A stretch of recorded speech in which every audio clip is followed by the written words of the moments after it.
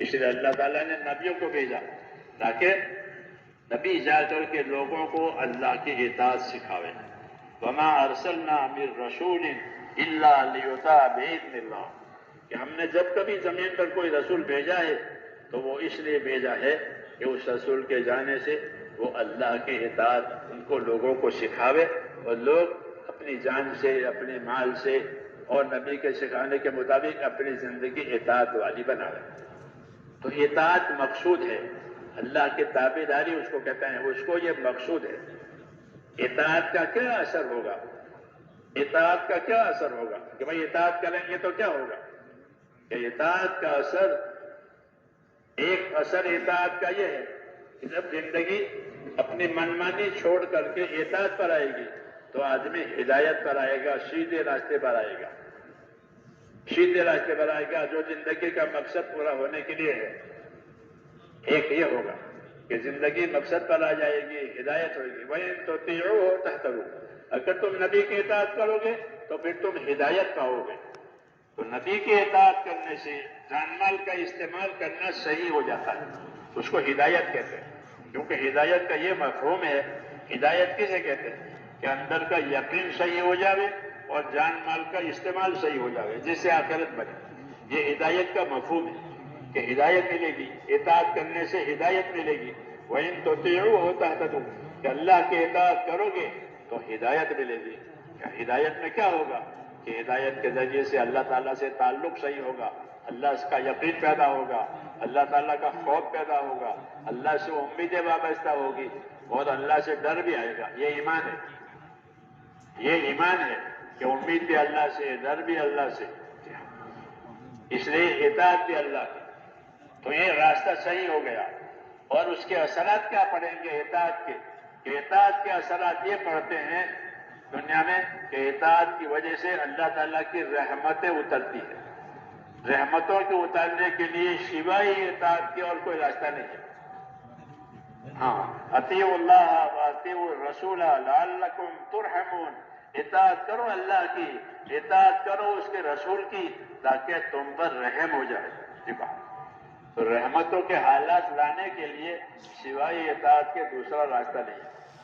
اطاعت نہیں ہے تو معصیت اور گناہ ہے. اور گناہوں کی وجہ سے، کہ گناہوں کی وجہ سے مصیبتیں آئے گی، آفتیں آئے گی. ہاں، آفتیں آئے گی، رحمتیں رک جائے گی. اس لیے دعوت کی ہے اطاعت کی طرف.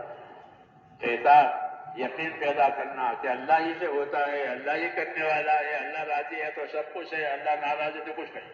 پھر اس یقین کے ساتھ اپنے جان مال کا استعمال صحیح ہو جائے، جان کا استعمال صحیح ہو. کہ بدن کے تمام حصوں کے لیے ذمہ داریاں دی ہیں. اس طرح بدن کے مختلف حصوں کی مختلف دوائیں ہوتی ہیں.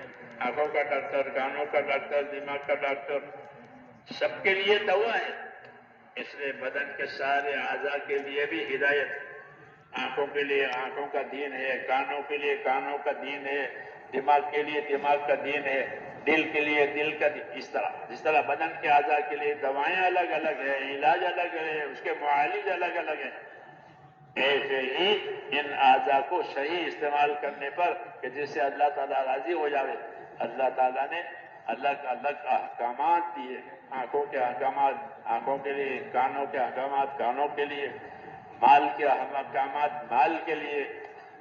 ان کے پابند ہونے کا نام، کہ ان کے پابند ہونے کا نام ہدایت ہے. کہ ہم ان احکامات کے پابند ہو گئے، اسی کی دعوت ہے. ایمان کے ساتھ اطاعت کی دعوت ہے کہ آدمی اپنی جان مال میں اگر اپنے آپ کو آزاد سمجھتا ہے تو وہ خطا پر ہے، وہ غلطی پر ہے، وہ غلطی پر ہے. آزادی کی کوئی جگہ زندگی میں نہیں ہے. ہاں، کیوں کہ اللہ اللہ ہے، باقی سب بندے ہیں. تو بندے کے ذمہ بندگی ہوتی ہے، آزادی نہیں ہوتی. بندے کے ذمہ بندگی ہے.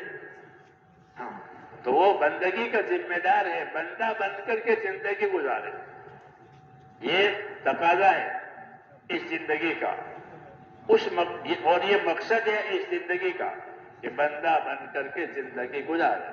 جب یہ بندہ بنے گا تو یہ اللہ تعالیٰ کے الطاف، اس اکرام اور اس کے انعام سے نوازا جائے گا. یہ قاعدہ ہے کہ اللہ کے انعام اور اکرام اتنے ملیں گے جتنے اللہ کی طرف بندگی کا رخ ہمارا ہوگا. اس لیے اس کی دعوت دی جاتی ہے کہ زندگی کا رخ اللہ کی بندگی کی طرف کرو، اللہ کی عبادت کی طرف، جان مال کو اس کے حکموں کے مطابق استعمال کرو. اس کو سمجھانے کے لیے نبی آتے ہیں. تو نبی اطاعت کی دعوت دیتے ہیں اور اطاعت کامل ہو جاوے اس کے لیے وہ اللہ کی طرف سے لایا ہوا علم سکھاتے ہیں.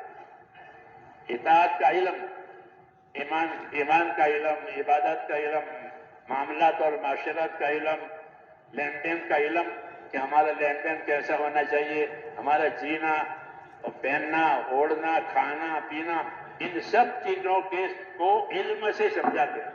ہماری تبلیغ میں علم و ذکر کا نمبر ہے، تیسرا نمبر علم و ذکر ہے.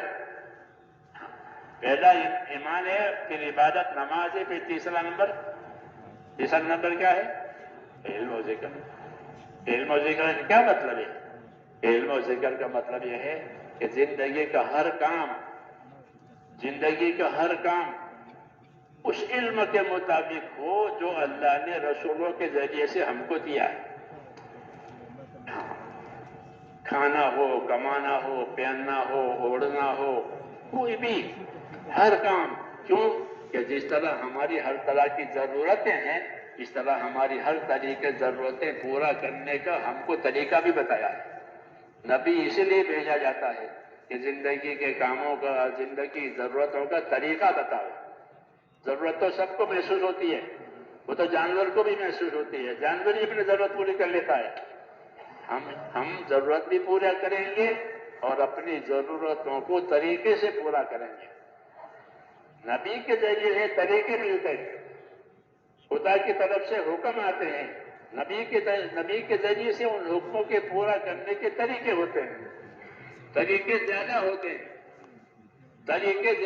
ہیں، حکم زیادہ نہیں ہوتے لیکن طریقے زیادہ ہوتے ہیں. طریقے زیادہ اس لیے ہوتے ہیں تاکہ سہولت رہے.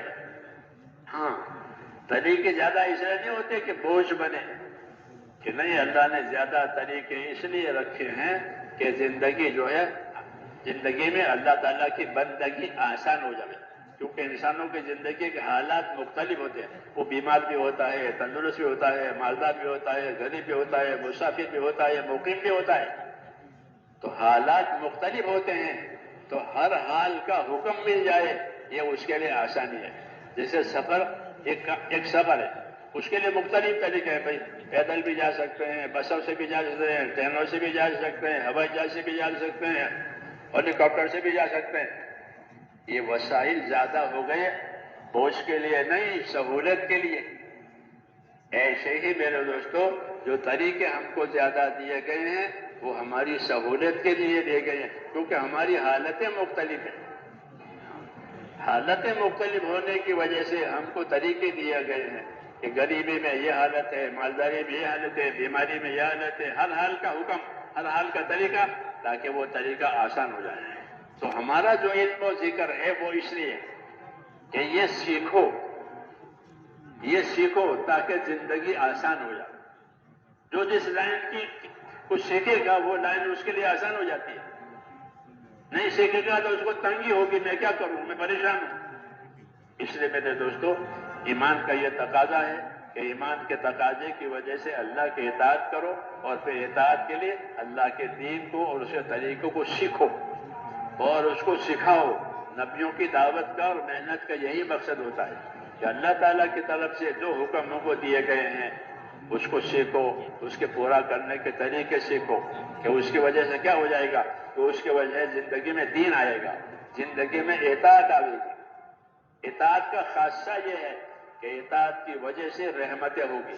اطاعت چھوٹ گئی ہے یا اطاعت کو چھوڑ دیا ہے تو پھر معصیت اور گناہ ہوں گے. تو گناہ کے آثار الگ ہیں، اطاعت کے آثار الگ ہیں. اس طرح میں نے عرض کیا کہ اطاعت کا اثر یہ ہے کہ رحمتیں ہوگی ہر شعبے میں.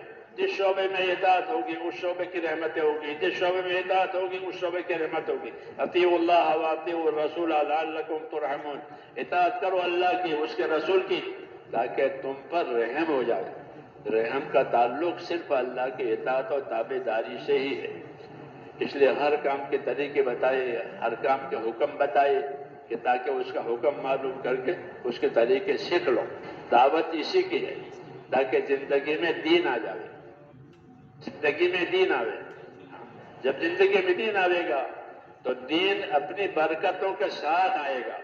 یہ قاعدہ ہے، جس طرح سورج اپنی روشنی کے ساتھ طلوع ہوتا ہے، چاند اپنی روشنی کے ساتھ طلوع ہوتا ہے، اس کے فائدے ہیں سب جانتے ہیں۔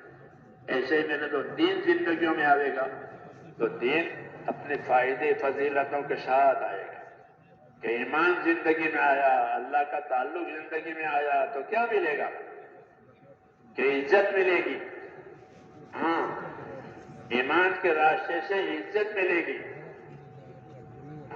عزت ایمان کے بغیر کی نہیں ہوتی، وہ تو صورت ہے عزت کی۔ اصل عزت ایمان کی وجہ سے ملتی ہے کہ اللہ سے ہمارا تعلق ہے، اللہ کے حکموں کے ہم پابند ہیں، اللہ ہمیں اس کے سلے میں عزت دے گا۔ کہ عزت کا کیا مفہوم ہے؟ عزت کا مفہوم یہ ہے کہ زندگی کے جو طریقے تمہارے پاس ہیں اور اسی طریقے پر تم اپنے زندگی گزار کو، دنیا کے لوگ بھی اس کو اپنائیں گے، یہ عزت کہلاتی ہے۔ کہ دنیا کے لوگ تمہارے طریقے اپنائیں گے، تمہارے طریقوں کو پسند کریں گے، تمہارے اخلاق کو پسند کریں گے اور وہ پسند کر کے لیں گے۔ زبردستی کی کوئی صورت دین میں زبردستی نہیں ہے، لیکن ہم کو ایسے طور طریقے دیے ہیں اور ایسا کام دیا ہے کہ لوگ اس کو لیں گے۔ چنانچہ نبی آتا ہے، اپنی بات لوگوں کو سمجھاتا ہے کہ لوگ نبی کے طریقے لیتے ہیں، اپنے طریقے چھوڑ دیتے ہیں۔ جاہلیت کے طریقے لوگوں نے چھوڑ دیے اور دین کے طریقے لوگوں نے لیے، اس کی وجہ سے ان کی عزت ہو گئی۔ کیا ان والی زندگی کو لوگ لینے لے گئے، اپنی زندگی کو چھوڑنے لگے، کیونکہ ان کو اپنی زندگی میں نقصان دکھائی دیا۔ آپ والی طریقوں میں نفع لگا، اس کو عزت کہتے ہیں کہ لوگ ہماری چیز کو قبول کریں۔ ہاں، یہ ہماری عزت ہے کہ جو چیز ہم نے ان کو لوگوں کو بتائی، لوگوں نے اس کو لیا اپنا نفع سمجھ کر، اپنی کامیابی سمجھ کر۔ یہ بھی وعدہ ہے کہ جب ایمان آئے گا، اللہ کی اطاعت آئے گی تو اللہ تعالیٰ عزت دیں گے کہ تمہارے طور طریقوں کو لوگ پسند کر کے لیں گے، اپنے طور طریقے چھوڑ دیں گے۔ وہ دیں گے ہمارے طور طریقوں میں کوئی خیر نہیں ہے، ان کے طور طریقوں میں خیر ہے۔ یہ عزت کی بات ہے، یہ ہوگی۔ دوسرا کہ ایمان کے راستے سے ان کے دلوں میں محبت ڈالی جائے گی۔ ایمان کی یہ تاثیر ہے کہ جب ایمان صحیح معنی میں آتا ہے تو محبتیں پیدا ہو جاتی ہیں۔ اغراض کی وجہ سے، اپنے اغراض کی وجہ سے دوری ہوتی ہے ایک دوسرے سے۔ ایمان میں کوئی غرض نہیں، اللہ کو راضی کرنا ہے۔ جب یہ کیفیت پیدا ہو جاتی ہے تو پھر اندر میں محبت پیدا ہوتی ہے دلوں میں۔ ان الذین آمنوا وعملوا الصالحات سیجعل لهم الرحمن ودا، کہ جو لوگ ایمان لائیں گے اور اعمال اچھا کریں گے، ان کے درمیان میں اللہ محبتیں قائم کریں گے۔ اس کا ایک ہلکا سا نمونہ ہماری اس دعوت میں، ساری دنیا کے لوگ اس کام کی وجہ سے ایک دوسرے سے محبت کرتے ہیں۔ فلاں ملک کے لوگ آئے، فلاں ملک کی جماعت آئی، ہم اس ملک میں گئے تو وہ ہم سے محبت کرتے ہیں، اور وہ آئے تو ہم محبت کرتے ہیں۔ یہ ایمان کی تاثیر ہے۔ کوئی غلط نہیں ہے، نہ کسی سے لینا ہے نہ دینا ہے، نہ شادی ہے نہ بیاہ ہے، کچھ نہیں، نہ ووٹ ہے نہ نوٹ ہے، کچھ نہیں۔ ایمان کا رشتہ ہے، اس کی وجہ سے کہ اس کی وجہ سے محبت ہو گئی، عظمت آ گئی کہ آج فلاں ملک کی جماعت آئی ہے، فلاں ملک میں وہ فلاں ملک کے، ہمارے یہاں فلاں جگہ جماعت آئی ہے، ہاں فلاں شہر کی جماعت ہے۔ یہ کیا کہ ایمانی محبت ہے، ایمانی محبت ہے۔ پھر خالی محبت بھی نہیں ہوتی بلکہ اس کے تقاضے بھی پورے کیے جاتے ہیں، اس پر عمل درآمد ہوتا ہے۔ یہ کیا کہ اندر ایک چیز ڈالی گئی ہے، وہ ایمان کی برکت کہلاتی ہے۔ ان الذین آمنوا وعملوا الصالحات سیجعل لهم الرحمن ودا، کہ جو لوگ ایمان لائیں گے، نیک اعمال کریں گے، ہم ان کے لیے دنیا میں محبتوں کا انتظام کریں گے۔ وہ محبت ایسی نہیں ہوتی جیسے بال بچوں کے ساتھ ہوتی ہے کہ نا، ایک محبت ہوتی ہے ایمانی محبت، دینی محبت، یہ اللہ تعالیٰ ڈالیں گے.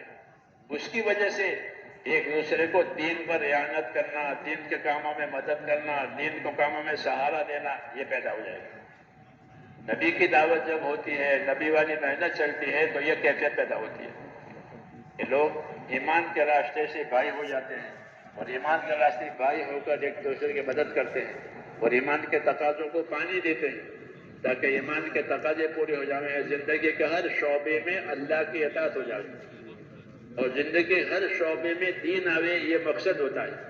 تاجر میں تجارت کا دین، زمیندار میں زمینداری کا دین، مزدور میں مزدوری کا دین، مالدار میں مالداری کا دین، بیماروں میں بیماری کا دین، تندرستوں میں تندرستی کا دین. یہ مقصد ہوتا ہے کہ جو حال